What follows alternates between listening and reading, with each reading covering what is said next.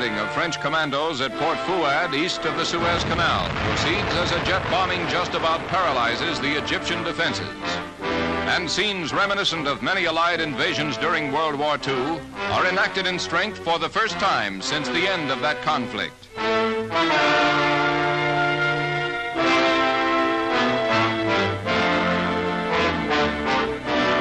Hardly any Egyptian resistance is met, and the French are soon in the city, rounding up the remnants of Colonel Nasser's army that failed to...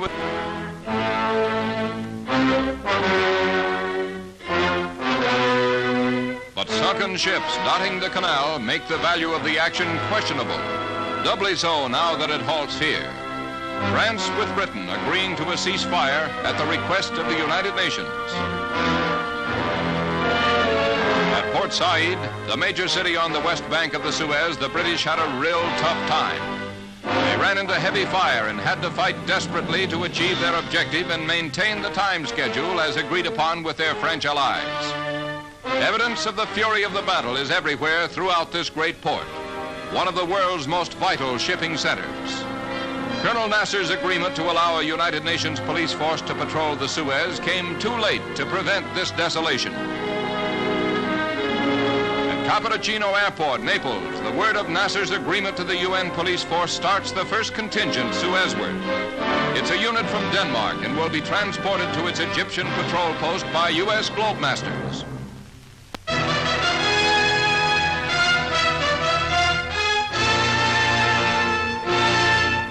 Arriving from the west to avoid frontal attacks on densely populated areas, Israeli forces from the Sinai Desert occupy the troubled Gaza Strip, taking early precautions that keep to a minimum incidents that could provoke bloodshed.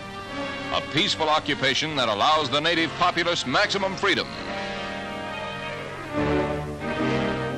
Later, after a flight on a reconnaissance plane over the Sinai Peninsula, Movietone News visits with the Israeli troops, which defeated the Egyptians in this desert no man's land. Considered an act of self-preservation, the expedition results in the fall of the Egyptian fortress at Sharm el-Sheikh, which was firing on shipping bound for Israel. It yields thousands of prisoners to the victorious forces, with $40 million worth of battle equipment which Cairo recently received from Soviet Russia. Rating cheers for General Moshe Dayan, Israeli Commander-in-Chief.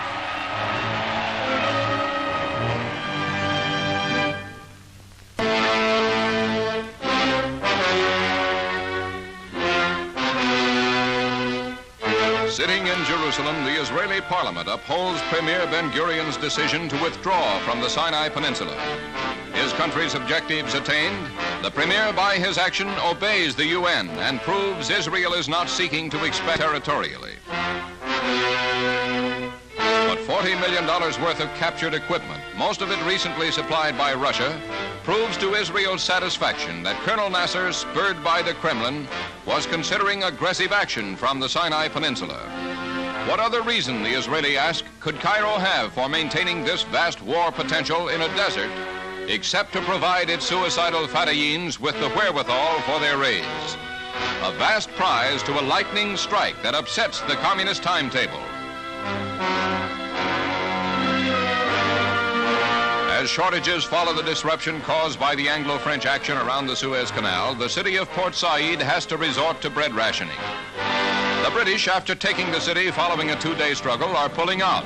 But food shipments to the port have dwindled, which makes getting home with your bread allotment precarious.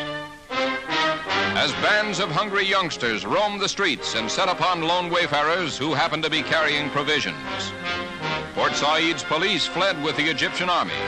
The area is at the mercy of these young ones with appetites.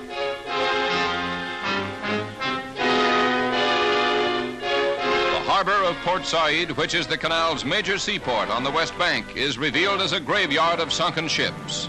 A gesture by the Egyptians to thwart the main objective of the Anglo-French invasion, which was to keep the vital waterway open. But with the fighting all over, the canal is blocked and may continue so for months.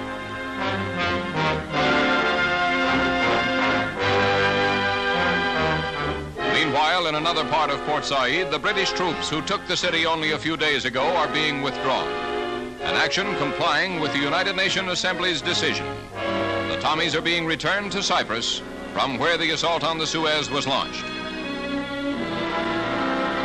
All of which brings Canada's General Burns, who will command the United Nations Suez Police, on an inspection tour of the area to be patrolled, starting from Abu Suwair on the west of the canal near Ismailia.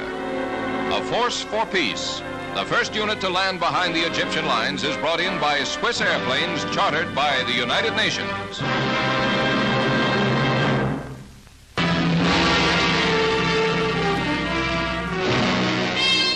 Outside Port Said, members of the United Nations Ceasefire Observation Party prepare for a tour between the front lines of the opposing forces at the Suez Canal.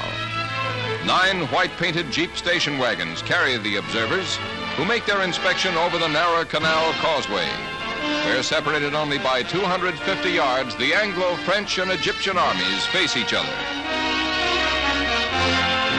Meanwhile, the canal's big West Bank city, Port Said, which was captured by the British, takes advantage of the ceasefire to go about business as usual, its citizens fraternizing with the invaders, who were careful to avoid trouble.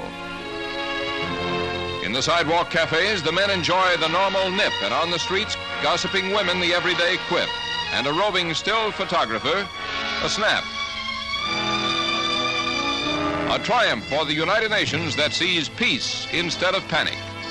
Meanwhile, troubled by the general Middle East situation, the leaders of 9 Arab states assemble at Beirut, Lebanon, to discuss problems they share in common. Described as the most significant party ever held by the Arab League, 3 kings and 2 presidents are in attendance, though President Nasser of Egypt is conspicuously absent to be represented by his ambassador here. The talks, it is said, will be aimed at keeping the Soviets out of the Middle East while defending Arab rights in the West.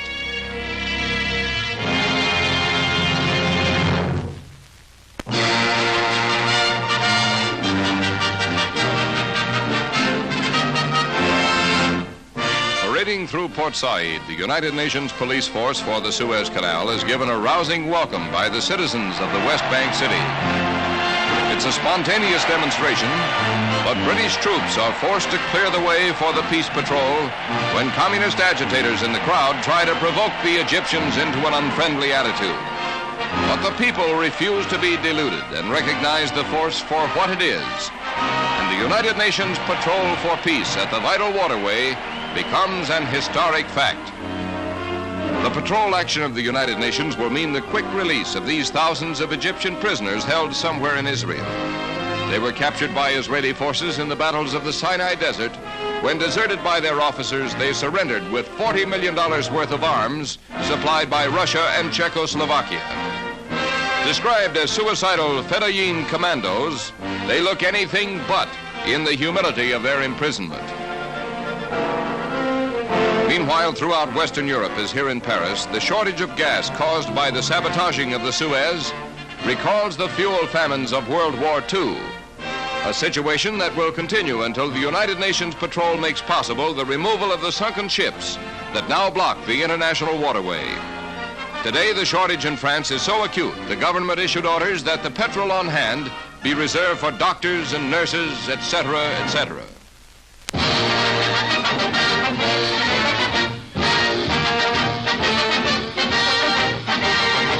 From Port Said at the Suez Canal, your Movietone News camera catches a British man-of-war proceeding through the waterway.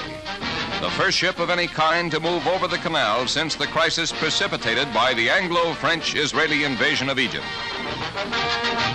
Another achievement of the United Nations Emergency Force headed by Canada's General Burns, shown here at Port Said with General Cately, commander of the British forces in the area.